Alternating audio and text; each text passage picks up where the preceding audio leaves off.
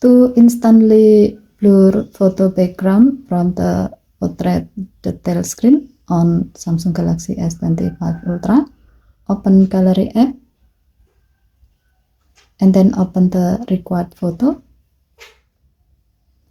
Swipe up from the button to view its detail. Tap background blur button.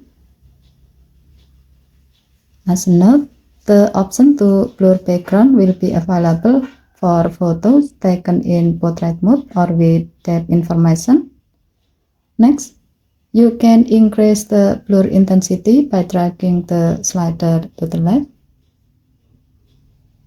The higher the intensity, the more blur your background photo will be.